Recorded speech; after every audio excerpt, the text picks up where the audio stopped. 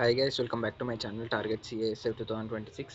Guys, ఎవరైతే అభ్యర్థులు 2025 SSC GD constable examination clear చేసి, ఫిజికల్ క్లియర్ చేసి, డీటెయిల్ మెడికల్ ఎగ్జామినేషన్ మరియు డాక్యుమెంట్ వెరిఫికేషన్ కోసం ఎదురు చూస్తున్నారో వారందరి కోసం ఈ వీడియో. ఏంటంటే మీకు చాలా డౌట్స్ ఉంటాయి, లైక్ మెడికల్ ఎక్కడ ఏమేమి చూస్తాడు, ఏమైనా ప్రాబ్లం ఉంటే రిజెక్ట్ చేస్తాడా, అన్ఫిట్ చేస్తాడా, రీమెడికల్ రాస్తాడా అనేసి చాలా డౌట్స్ ఉంటాయి కదా. ఆ డౌట్స్ అన్ని ఈ వీడియోలో క్లియర్ అయిపోతాయి, చూడండి. సో కొత్త వాళ్ళు ఎవరైతే వచ్చారో మన ఛానల్ని సబ్స్క్రైబ్ చేసుకోండి, తద్వారా మీకు వాల్యుబుల్ ఇన్ఫర్మేషన్ అనేది ఈజీగా తెలుస్తుంది. సో మ్యాటర్లోకి వెళ్తే, ఎస్ఎస్సి జీడీ మెడికల్ ప్రాసెస్. ఈ ఎస్ఎస్సి జీడీ మెడికల్ ప్రాసెస్ అనేది కొంచెం స్ట్రిక్ట్గా జరుగుతుంది. సో ఏ చిన్న రిమార్క్ ఉన్నా కానీ రీమెడికల్ రాస్తాడు. వన్స్ రీమెడికల్కి వెళ్ళామంటే మనకు కొంచెం భయంగా ఉంటుంది. రీమెడికల్కి వెళ్ళిన తర్వాత చాలా కేసెస్ ఏమైతే అన్ఫిట్ అయిపోతాయి. కొన్ని ఏంటంటే సెలెక్ట్ అయిపోతారు కొందరు. ఎందుకంటే చెప్తాను. సో ఫస్ట్ మనకి ఐసైట్ అండ్ కలర్ బ్లైండ్నెస్. మనకి ఐ నుంచి 2 టెస్ట్లు ఉంటాయి. One is eyesight and another one is colour blindness. So మనకి ఐ నుండి 2 టెస్ట్లు ఉండడం జరుగుతుంది, ఐసైట్ ఒకటి and colour blindness. So eyesight ఏంటంటే మనం ఐసైట్ చెక్ చేసే రూమ్లోకి తీసుకెళ్తాడు. మనల్ని చెక్ చేసిన తర్వాత మనకి ఇన్స్ట్రక్షన్స్ ఇస్తాడు అనమాట. ఫస్ట్ మనకి ఇన్స్ట్రక్షన్స్ ఇచ్చే టైంలో మనం ఏం చేయాలంటే, ఫస్ట్ ఇక్కడ ఈ చిన్న లైన్ ఉంది చూడండి, ఈ చిన్న లైన్లో ఉన్న అక్షరాలు అనేది బట్టి అన్న పట్టండి, లేదంటే ఏమేమి ఉన్నాయో చూసుకోండి. విఎక్స్ యుఎన్ ఇట్లా చిన్నగా ఉంటాయి. ఈ లైన్లో లాస్ట్ లైన్లో ఈ లైన్ చూసుకోవడం ద్వారా ఏంటంటే ఫస్ట్ మనకి ఇందులో నుంచి ఒక 1 or 2 లెటర్ అడుగుతాడు, చెప్పేస్తాం. ఇందులో నుంచి అడిగితే చెప్పేస్తాం. ఇక్కడ ఆల్మోస్ట్ ఈ 4th లైన్ వరకు మ్యాక్సిమం చెప్పగలుగుతాం. ఇన్ కేస్ ఈ లాస్ట్లో అడుగుతాడు. ఈ లాస్ట్లో అడిగినప్పుడు ఏంటంటే కొంతమంది ఏంటంటే అక్కడ ఏంటంటే, ఫర్ ఎగ్జాంపుల్ వి ఉంది, కాకపోతే నీకు ఎక్స్ లాగా కనిపించింది. ఎక్స్ లాగా కనిపిస్తే చెప్పేసి, ఇప్పుడు ఎక్స్ లాగా కనిపించిందంటే చెప్పేసి. లేదు అక్కడ ఈ ఉంది, బట్ నీకు ఏంటి డి లాగా కనిపిస్తుంది. సో డి లాగా కనిపిస్తే డి అని చెప్పేసి. అంతేగాని ఈ లాస్ట్ లైన్లో నిన్ను అడిగినప్పుడు నీకు ఏం కనిపిస్తే అది చెప్పేసి. నీకు ఇన్ కేస్ ఏది కనపడకపోయినా కానీ నార్మల్గా కనిపిస్తుంది, కాకపోతే క్లారిటీగా, అంటే అక్షరం అనేది క్లారిటీ ఉండదు కాబట్టి డి ఉన్న దగ్గర ఏదో ఒకటి చెప్పడం ద్వారా ఏమవుతుందంటే ఓకే, ఆ పక్కనున్న లెటర్ని చెప్పే అవకాశం ఉంటుంది కాబట్టి మనం మ్యాక్సిమం క్లియర్ చేస్తాడు. ఇన్ కేస్ అసలు నాకు కనిపిస్తలేదన్నా అనుకో, అరే ఏంది కనిపిస్తలేదు అంటుండు, రీమెడికల్ రాద్దామనేసి రీమెడికల్ రాస్తాడు. అట్లా అందుకే ఏమంటున్నా, ఫస్ట్ వెళ్ళగానే మనకి ఇన్స్ట్రక్షన్ ఇచ్చే టైంలోనే ఈ లైన్లో ఏమేమి అక్షరాలు ఉన్నాయో చూసుకుంటే, ఇన్ కేస్ మనల్ని ఆ అక్షరం అడిగినా కానీ ఆ పక్కన ఉన్న అక్షరం చెప్పినా కానీ మనం సేఫ్ అయిపోతాం. సో ఐసైట్ అనేది ఇలా అవుతుంది. సో ఐసైట్ అనేది 6/6 ఉండాలి కంపల్సరీ. ఇన్ కేస్ 6/9 ఉన్నా కానీ యాక్సెప్ట్ చేస్తారు. అండ్ నెక్స్ట్ వచ్చేసి కలర్ బ్లైండ్నెస్. ఇదే కలర్ బ్లైండ్నెస్ అంటారు. ఒక బుక్ ఉంటుంది, ఆ బుక్లో ఇంచుమించు మనకు ఒక 4 నుంచి 5 ప్రశ్నలు అడుగుతారు అంతే. లైక్ ఇప్పుడు మనం ఇమేజ్ చూస్తున్నాం కదా, ఇందులో మనకి గ్రీన్ కలర్లో 74 అని ఉంది. సో ఇది మనకు చూపించినప్పుడు 74, ఇంకొంతమంది 91 ఉందనుకోండి, 91 అని చెప్పడం.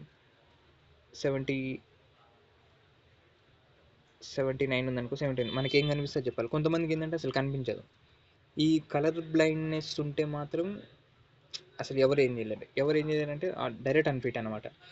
సో దీనికి సంబంధించిన ప్రికాషన్స్ అన్ని తీసుకోండి. కలర్ బ్లైండ్నెస్ ఉన్న వాళ్ళు డాక్టర్ని కన్సల్ట్ అవ్వండి. సో ఇప్పుడు మనకి ఆల్మోస్ట్ టైం లేదు, ఇంకో 10 days ఉన్నట్టుంది. డాక్టర్ని కన్సల్ట్ అయినా కానీ వేస్ట్ అనమాట. ఎందుకంటే కొన్ని ఏంటంటే మెడిసిన్తో తగ్గిపోతాయి, కొన్ని ఏంటంటే సర్జరీ కంపల్సరీ. సో ఈ టైంలో సర్జరీ అంటే కష్టం. సో ఐకి సంబంధించిన 2 టెస్ట్లు అనేది ఇలా జరగడం జరుగుతుంది. నెక్స్ట్ వచ్చేసి ఇయర్ ఏంటంటే కంపల్సరీ మీరు మెడికల్కి రేపు వెళ్తున్నానంటే దాని ముందు రోజు వ్యాక్స్ అనేది క్లియర్ చేసుకొని వెళ్ళండి. ఎందుకంటే వ్యాక్స్ ఉండడం వల్ల కూడా వ్యాక్స్ ఉండడం వల్ల ఏంటంటే మనకి ఇయర్ డ్రమ్ అనేది కనిపించదు అన్నమాట. ఇయర్ డ్రమ్ అనేది కనిపించదు. ఈ ఈ పిక్చర్లో చూడండి, డాక్టర్ అనేది ఇతని చెవులో ఒక ఎక్విప్మెంట్ పెట్టి చూస్తున్నారు. ఆ చూసేటప్పుడు మనకి ఇయర్ డ్రమ్ అనేది క్లియర్గా కనిపించాలి. ఇయర్ డ్రమ్ అనేది నార్మల్ ఇట్లా రౌండ్గా ఉంటుంది. సో ఇట్లా క్లియర్గా ఉంటే ఓకే. ఇన్ కేస్ దాని మీద ఇట్లా హోల్స్ కానీ హోల్ పడి ఉంటుంది ఇయర్ డ్రమ్. అలా ఉంటే మాత్రం రీమెడికల్ రాస్తాడు కంపల్సరీ. అలా ఉంటే మాత్రం అన్ఫిట్ చేస్తారు. సో ఇయర్ డ్రమ్ క్లియర్గా కనిపించాలంటే ఫస్ట్ వ్యాక్స్ క్లియర్ చేసుకోండి. వ్యాక్స్ క్లియర్ చేసుకుంటేనే ఈ ఇయర్ డ్రమ్ అనేది కనిపిస్తుంది. ఇన్ కేస్ వ్యాక్స్ ఉంటే మాత్రం ఈ ఇయర్ డ్రమ్ కనిపించదు. కాబట్టి రీమెడికల్ రాసే ఛాన్సెస్ చాలా ఉన్నాయి. చాలా కదా, 100% రీమెడికల్ రాస్తాడు. సో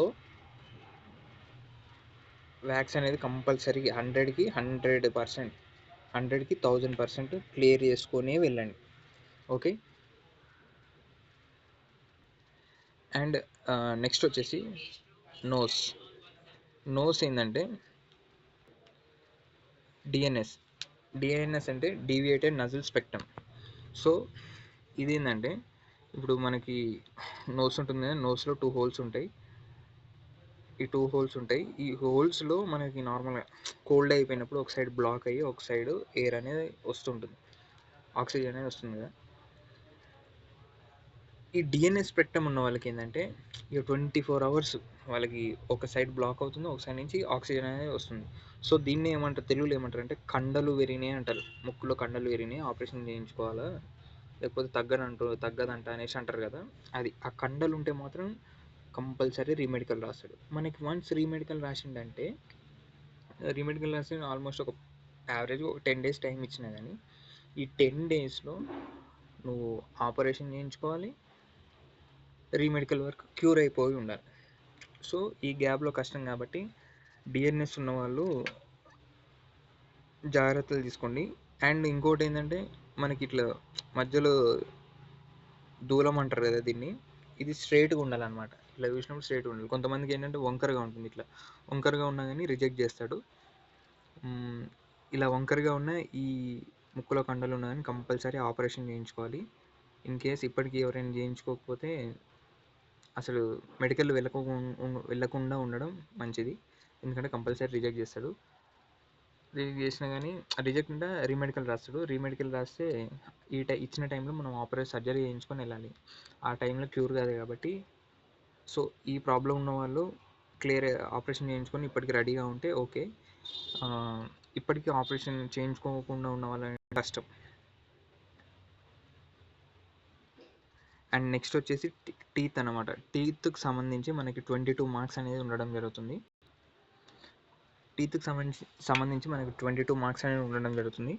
సో ఇక్కడ మన దవడ పనులు ఉంటాయి కదా, ఇక్కడ 3, ఇక్కడ 3, వీటికి మాత్రం ఎంత మనకు ఇటు 6 12 మార్క్స్ దీని నుంచే ఉంటాయి. అండ్ ముందున్న పళ్ళకు మాత్రం 10 మార్క్స్ ఉంటాయి. సో ఈ 22 మార్క్స్లో మనకు ఎంత లేదన్నా ఒక 14 మార్క్స్ రావాలన్నమాట. అంటే లైక్ ఫర్ ఎగ్జాంపుల్ నేనేమంటున్నా అంటే కొంతమంది పన్ను పుచ్చిపోయి సిమెంట్ పెట్టుకొని ఉంటారు. సో దానికి ఏంటంటే దానివల్ల ఏం ప్రాబ్లం ఉండదు. కానీ ఎలా అంటే ఇప్పుడు ఈ పన్ను పుచ్చిపోయింది అనుకోండి, పుచ్చిపోయి ఇక్కడ సిమెంట్ నింపడం వల్ల ఈ పన్నును కన్సిడర్ చేయడం అనమాట. సో మీకు ఎంత ఓవరాల్ మార్క్స్ చూసుకుంటే 20 అన్నీ బాగున్నాయి, ఈ పన్ను ఒకటి పుచ్చిపోయింది. సో మీకు 22 మార్క్స్ గాను 20 మార్క్స్ వస్తాయి టీత్లో. So qualify. 14 వస్తే క్వాలిఫై అనమాట. పన్ను పుచ్చిపోయినా సిమెంట్ పెట్టుకున్నా కానీ అలా ఏముండదు. కాకపోతే లిమిటెడ్లో మీరు ఈ టీత్లో ఏంటంటే 14 మార్క్స్ అనేది స్కోర్ చేయాల్సి ఉంటుంది. ఓకేనా. అండ్ నెక్స్ట్ వచ్చేసి హ్యాండ్స్. కర్వింగ్ యాంగిల్ వచ్చేసి 30 degrees ఉండాలి. హ్యాండ్ బెండ్లు ఉంటాయి కదా కొంతమందికి, ఆ బెండ్లు అనేది ఏంటంటే ఎక్కువ కాకుండా 30 degreesలో ఉండాలి. ఎవరైతే అభ్యర్థులు నార్మల్గా చెయ్యి ఇరిగి రాడ్లు పడి ఆపరేషన్లు అయ్యి ఉంటారో వాళ్ళు కంపల్సరీ 100కి 100% మెడికల్లో రిజెక్ట్ అవుతారు. రిజెక్ట్ అంటే రీమెడికల్ రాస్తాడు, రీమెడికల్లో అన్ఫిట్ చేస్తాడు. అట్లా ఆన్ ద స్పాట్ రిజెక్ట్ చేయడు కానీ రీమెడికల్ రాస్తాడు, రీమెడికల్లో అన్ఫిట్ చేస్తాడు అనమాట. హ్యాండ్స్ ఏంటంటే ఇప్పుడు నార్మల్గా మనం ఈ పిక్చర్లో చూడండి, ఎల్బో వర్క్ కరెక్టే ఉంది అండ్ ఇక్కడ మనకి కొంచెం బెండ్ అయినట్టుగా ఉంది కదా, ఇలా బెండ్ అయినట్టు ఉంటే అన్ఫిట్ చేస్తాడు, unfit. And elbow work correct ఉంది అండ్ ఇక్కడికి వచ్చి చూసేసరికి యాంగిల్ అనేది కొంచెం క్రాస్ వెళ్ళింది చెయ్యి, ఇలా ఉన్నా కానీ రిజెక్ట్ చేస్తాడు. సో ఇందులో ఉంది చూడండి, ఈ పిక్చర్లో ఉంది చూడండి, హ్యాండ్ అనేది స్ట్రైట్గా ఉంది, ఇక్కడ కర్వింగ్ యాంగిల్ అనేది 30 degrees ఉండాలి. వాళ్ళ దగ్గర అనేది డివైస్ ఉంటుంది, ఎగ్జాక్ట్ ఎన్ని డిగ్రీస్ ఉందో కూడా చెప్పేస్తారు. సో ఇది ఇలా హ్యాండ్లు క్రాస్ ఉండి హ్యాండ్లు బెండ్లు ఉంటే మాత్రం కంపల్సరీ రిజెక్ట్ చేస్తాడు. కొన్నిసార్లు ఏంటంటే బేస్డ్ ఆన్ డాక్టర్ కాబట్టి ఏం కాదులే అనేసి వదిలేస్తాడు. కొన్నిసార్లు డాక్టర్ మంచోడైతే, డాక్టర్ కొంచెం మెంటల్ లైక్ సీరియస్గా ఉండి స్ట్రిక్ట్గా ఉండేటోడు అనుకోండి, కంపల్సరీ రీమెడికల్ రాస్తాడు. అండ్ తర్వాత వచ్చేసి నాక్నీ అంటే ఏం లేదు, ఇప్పుడు నార్మల్గా ఏంటంటే మన లెగ్స్ అనేది వి షేప్లో పెట్టినప్పుడు ఇక్కడ చూడండి, నాక్నీ దగ్గర బాగానే ఉంది అని కింద లెగ్స్ అనేది క్రాస్ వెళ్ళాయి అనమాట, ఇలా వెళ్ళాయి. సో ఇలా ఉంటే రిజెక్టెడ్.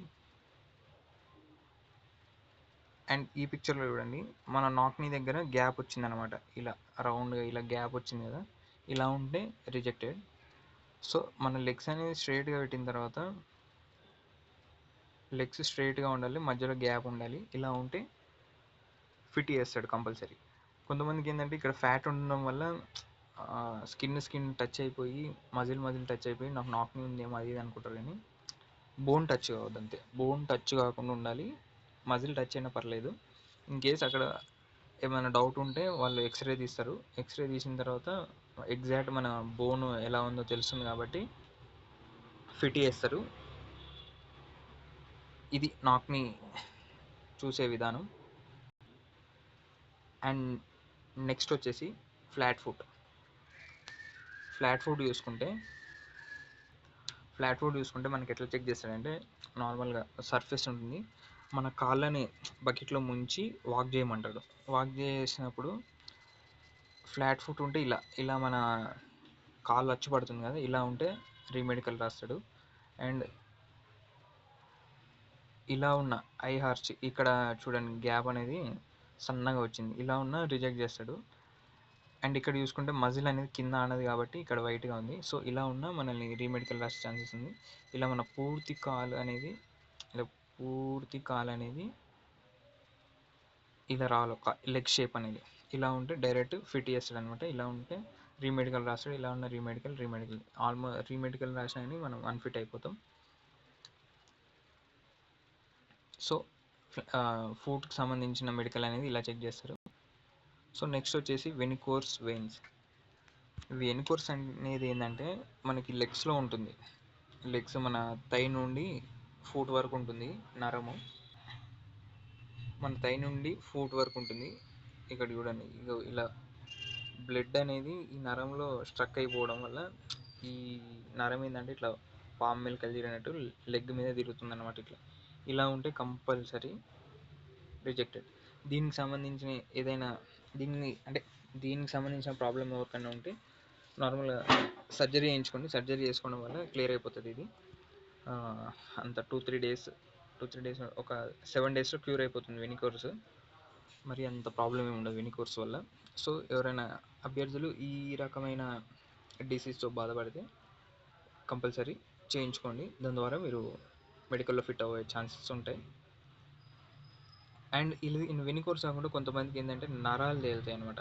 నరాలు తేలడం అనేది కామన్, దానివల్ల అంత ప్రాబ్లం ఏమి ఉండదు, తెలిసిపోతుంది అక్కడ ఉన్న డాక్టర్కి, అంటే ఇది నరం తేలడమా లేదంటే వెనికోర్స్ అనేసి.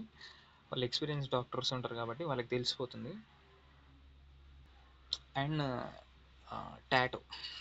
టాటో ఏంటంటే చాలామంది టాటో వేయించుకొని కొంతమంది తీసేసిన దగ్గర ఏమవుతుందంటే లైక్ పుండ్ అవ్వడం కానీ, బ్లాక్గా మచ్చబడడం కానీ అలా అవుతుంది కదా. అలా అయినప్పుడు ఏంటంటే మిమ్మల్ని రిజెక్ట్ చేసే ఛాన్సెస్ చాలా ఉంటాయి. కొన్నిసార్లు రిజెక్ట్ చేస్తారు, కొన్నిసార్లు ఫిట్ అవుతారు. ఇది బేస్డ్ ఆన్ డాక్టర్ మీద బేస్ అయి ఉంటుంది. అంటే లైక్ చేతి మీద అమ్మ అని టాటూ, నాన్న అని టాటూ, అట్లా టాటూలు ఉంటాయి కదా. అది నార్మల్ చిన్నగా, అంటే మనం యూనిఫామ్ వేసుకుంటే కనపడని చోట్లో ఉందంటే ఓకే. ఈ చేతుల మీద, మెడల మీద ఇట్లుందంటే మ్యాక్సిమం రీమెడికల్ రాసే ఛాన్సెస్ ఉంటాయి. సో టాటూలు రెండు ఉండగాని తీయించుకుంటే బెటర్. లేక ఇన్ కేస్ ఉన్నా కానీ బేస్డ్ ఆన్ డాక్టర్ మీద మీరు ఫిట్ అవుతారో అన్ఫిట్ అవుతారో అది చెప్పలేం. అండ్ నెక్స్ట్ వచ్చేసి బీపీ, బ్లడ్ ప్రెషర్ అనేది ఏంటంటే 80 నుండి 120 వరకు ఉంటుంది నార్మల్గా. ఇంతే ఉండాలి. ఎందుకంటే మనం ఆ రోజు పోయినప్పుడు ఏమైందంటే టెన్షన్ అది ఏమవుతుందో, ఫిట్ చేస్తారా అన్ఫిట్ చేస్తారా అంటే మన ముందున్న క్యాండిడేట్ ఉంటాడు కదా. ఫర్ ఎగ్జాంపుల్ ఆయన ఏంది వెనికోర్స్ నాక్నీ ఉందనేసి రీమెడికల్ రాశాడు. అరే ఈయన నాక్నీ ఉందని రీమెడికల్ రాసిండు, మళ్ళీ నాకు కూడా రీమెడికల్ రాస్తాడేమో, నాది ఫిట్ అవుతుందో అన్ఫిట్ అవుతుందో అని టెన్షన్ పడుతుంది. ఆ టెన్షన్ పడ్డప్పుడు ఏమవుతుంది, నీకు బీపీ పెరుగుతుంది. బీపీ పెరిగినప్పుడు నువ్వు బ్లడ్ ప్రెషర్ చూసుకున్నప్పుడు కంపల్సరీ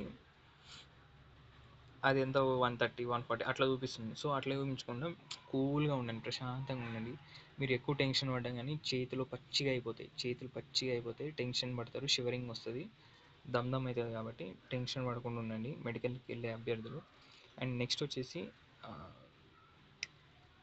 సర్జరీ హిస్టరీ వచ్చేసి ఇప్పుడు కొంతమంది ఏంటంటే అపెండిక్స్ అయితే పర్లేదు, ఫిట్ చేస్తారు. కొన్ని మేజర్ ప్రాబ్లమ్స్ వల్ల సర్జరీలు జరుగుతాయి. ఫర్ ఎగ్జాంపుల్ ఏంటంటే అన్న నేను బైక్ మీద వెళ్తున్నాను, కింద పడ్డా, చేయింది, రాడ్ వేసినారు, ఇది ఉంటే కంపల్సరీ అన్ఫిట్. రాడ్లు పడద్దు. ఆర్థోపెటిక్ హిస్టరీ అనేది ఉండకూడదు. మనం బోన్కి సంబంధించిన ఏ సర్జరీ కూడా జరిగి ఉండకూడదు. జరిగితే మాత్రం అక్కడ కంపల్సరీ అక్కడ తెలిసిపోతుంది, ఎక్స్రే తీస్తారు కాబట్టి మనల్ని అన్ఫిట్ చేసే ఛాన్సెస్ ఉంది. ఇన్ కేస్ ఫర్ ఎగ్జాంపుల్ అక్కడ నీకు డాక్టర్ మంచోడు పడి, నీకు చేతిలో రాడ్ పడింది, డాక్టర్ మంచోడు పడ్డాడు, ఏదో చూసి చూడనట్టు వదిలేసిండు అనుకోండి. వదిలేసిన తర్వాత మీరు ఫిట్ అయిపోతారు, డాక్యుమెంట్ వెరిఫికేషన్ అయిపోతుంది, జాబ్ వచ్చింది. ట్రైనింగ్ ఉంటుంది, 12 నెలలు ట్రైనింగ్ ఉంటుంది. ఆ ట్రైనింగ్ ఎట్లుంటుందంటే ఘోరంగా ఉంటుంది. ఇప్పుడు ఎవరైతే ఈ అభ్యర్థి చెయ్యి ఇరిగింది, డాక్టర్ అడిగినా చెప్పలేడు, డాక్టర్ కూడా ఏదో చూసి చూడనట్టు వదిలేసుకుంటూ ఏదో లక్కీలో నీకు జాబ్ వచ్చింది అనుకోండి. ఈ 12 నెలలు ట్రైనింగ్ చేస్తూ చూసినావా, అప్పుడు నీకు సింపుల్గా తెలిసిపోతుంది. మీరు ట్రైనింగ్కి వెళ్ళిన తర్వాత కూడా మన ఆఫీసర్స్ మనల్ని రిజెక్ట్ చేసే ఛాన్సెస్ ఉంటాయి, చాలా కదా, 100% ఉంటాయి. సో వాళ్ళు డాక్టర్ అడిగినప్పుడు చెప్పేయండి, ఏమైనా సర్జరీ హిస్టరీ ఉందా అంటే ఉంది, ఇది సర్జరీస్ అయినాయి సార్ అనేసి చెప్పండి. దాని ద్వారా మీకు హెల్ప్ఫుల్గా ఉంటుంది, వాళ్ళు కూడా మీకు హెల్ప్ చేయడానికి ట్రై చేస్తారు. అండ్ అడుగుతారు మీ ఫ్యామిలీలో ఎవరికన్నా లైక్ హార్ట్ అటాక్స్ ఉన్నాయా, మీ ఫ్యామిలీ హిస్టరీ ఏంటి, ఇలా అడిగినప్పుడు కూడా చెప్పండి. అంతేగాని అయ్యా ఇప్పుడు లైక్ ఎట్లా ఉండాలంటే, ఇప్పుడు మా ఫ్యామిలీలో హార్ట్ అటాక్ హిస్టరీ ఉంది మీరు చెప్పలేరు అనుకోండి, దాని ద్వారా ఏంటంటే ప్రాబ్లం ఫేస్ చేయాల్సి వస్తుంది. ఏమున్నా కానీ డాక్టర్తో నిజం చెప్పేయండి, దాని ద్వారా మీరు ఫిట్ అయ్యే ఛాన్సెస్ చాలా ఉంటాయి. అండ్ నెక్స్ట్ వచ్చేసి urine test and blood test. వీళ్ళు ఏంటంటే మన సెంటర్కి నియర్ బై ఉన్న హాస్పిటల్ తోటి కానీ టైఅప్ అవ్వడం కానీ, లేదంటే మిలిటరీ హాస్పిటల్ తోటి టైఅప్ అవ్వడం కానీ చేసి మన urine samples and blood samples collect చేసి టెస్ట్లకు అనేది పంపించడం జరుగుతుంది. సో ఈ టెస్ట్లు వచ్చేంతవరకు మనము అక్కడ సెంటర్లోనే ఉండాలి. లైక్ అది ఇట్లా మెడికల్ అనేది 1 డే పట్టవచ్చు, 2 డే పట్టవచ్చు, 3 డేస్ పట్టవచ్చు. ముందుగానే ప్రిపేర్ అయ్యాలండి. ఏదో పొద్దుగాల 6 గంటల లోపల పిలుస్తారు, మళ్ళీ సాయంత్రం 5ంటికి బయటికి పంపిస్తారు అన్నట్టు ఉండదు. మెడికల్కి స్లో ప్రాసెస్ ఉంటుంది. స్లోగా నీట్ అండ్ క్లీన్గా ఎవ్రీథింగ్ వాళ్ళు చెక్ చేయడం జరుగుతుంది కాబట్టి 2-3 డేస్ ప్రాసెస్ పడుతుంది. దీన్ని అందరూ దృష్టిలో ఉంచుకొని మీ అరేంజ్మెంట్స్ చేసుకొని వెళ్ళండి. అక్కడికి వెళ్ళిన తర్వాత ఇబ్బంది పడొద్దు అనేసి ముందుగానే చెప్తున్నాను. Urine test and blood test చేస్తారు. అండ్ నెక్స్ట్ వచ్చేసి పైల్స్. ఎవరైతే అభ్యర్థులు పైల్స్ సమస్యతో ఉన్నారో వాళ్ళు కంపల్సరీ సర్జరీ చేయించుకోండి. దాని ద్వారా మీరు ఫిట్ అయ్యే ఛాన్సెస్ ఉంటాయి. పైల్స్ తోటి పోతే మాత్రం రీమెడికల్ పడుతుంది. మనకి రీమెడికల్ ఎంతో 1 వీక్ 10 డేస్ ఇస్తారు. ఆ టైంలో సర్జరీ చేయించుకొని పోవాలంటే కాని పని అది. సో ముందుగానే ప్రిపేర్ అయ్యి వెళ్ళండి. అండ్ నెక్స్ట్ వచ్చేసి ప్రైవేట్ పార్ట్స్. సో చాలామంది బాయ్స్కి ఏంటంటే హైడ్రాసిల్ ఉంటుంది. హైడ్రాసిల్ ఉంటే మాత్రం రిజెక్ట్ చేస్తాడు కంపల్సరీ. హైడ్రాసిల్ ఉండకూడదు. అండ్ నీట్ అండ్ క్లీన్గా ఉండేటట్టు చూసుకోండి. ఈ 15th టెస్ట్కి సంబంధించి ఏమన్నా మీకు డౌట్స్ ఏమన్నా ఉంటే నాకు ఇన్స్టాలో కాల్ చేసి అడగండి. నా ఇన్స్టా ఐడి వచ్చేసి టార్గెట్ SSC GD 26 అని ఉంటుంది. సో నాకు ఇన్స్టాలో కాల్ చేశాడండి, ఈ ప్రాబ్లం గురించి నేను చెప్తాను. అండ్ నెక్స్ట్ వచ్చేసి ఇన్ కేస్ చెస్ట్ ఎక్స్రే తీస్తారండి. అక్కడ చెస్ట్ ఎక్స్రే తీసినప్పుడు మన బోన్స్ కానీ రిబ్స్ కానీ లంగ్స్ కానీ క్లియర్గా కనిపించాలి. In case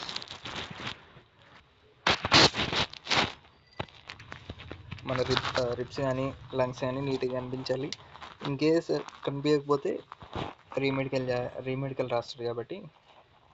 so almost chest ఎక్స్రేలో అందరు క్లియర్ అయిపోతారు.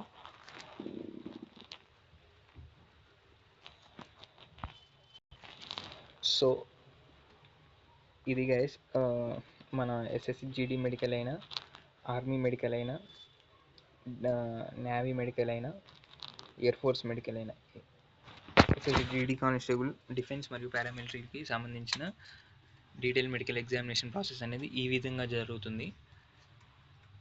అండ్ మెయిన్ ఏంటంటే మనం ఫిజికల్ డీటెయిల్ మెడికల్ ఎగ్జామినేషన్కి వెళ్ళిన రోజు టెన్షన్ పడదు.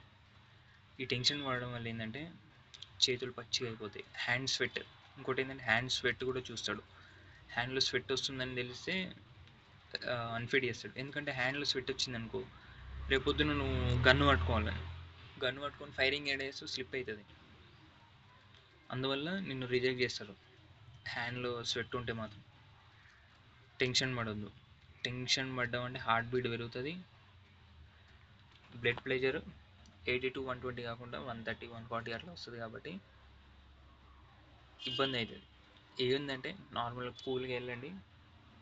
ఫస్ట్ ముందుగానే ఇంట్లో నుంచి వెళ్ళేటప్పుడే వెళ్ళండి. వెళ్ళేటప్పుడు ఫ్రూట్స్ కానీ ఓఆర్ఎస్ కానీ డ్రింక్స్ కానీ తీసుకొని వెళ్ళండి. ఏదో పొద్దుగాల పోతే సాయంత్రానికి అయిపోతుంది అన్న మూమెంట్లో వెళ్ళకండి. అది బేస్డ్ ఆన్ సెంటర్ని బట్టి 1 డే పట్టవచ్చు, 2 డే పట్టవచ్చు, 3 డేస్ పట్టవచ్చు. ఎందుకంటే మనకి యూరిన్ శాంపుల్, బ్లడ్ శాంపుల్స్ ఆ రిపోర్ట్స్ వచ్చినా కానీ మనకు చూపెట్టరు. ఏమున్నా కానీ ఆ రిపోర్ట్స్ వచ్చినా కానీ మనకి చూపెట్టరు. ఏమున్నా కానీ అక్కడ ఉన్న సూపరింటెండెంట్ కానీ సబ్ ఇన్స్పెక్టర్లు వాళ్ళ దగ్గరికి రిపోర్ట్స్ వస్తాయి. క్వాలిఫై అయిన అభ్యర్థులకు ఎలాంటి మీరు క్వాలిఫై అయినారు అని చెప్పరు, మీరు డిస్క్వాలిఫై అయినారని చెప్పరు. క్వాలిఫై అయిన అభ్యర్థులను మాత్రం ఫోటో తీసుకుంటారు. ఫోటో తీసుకొని పంపించేస్తారు. సో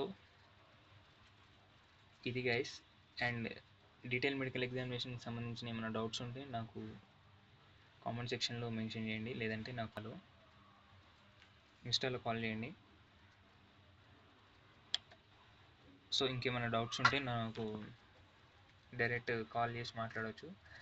సో ఇది గైస్, మన SSC GD మెడికల్ అనేది ఏ విధంగా జరుగుతుందో తెలుసుకున్నాం కదా. So for more updates Follow Target CISF 2026.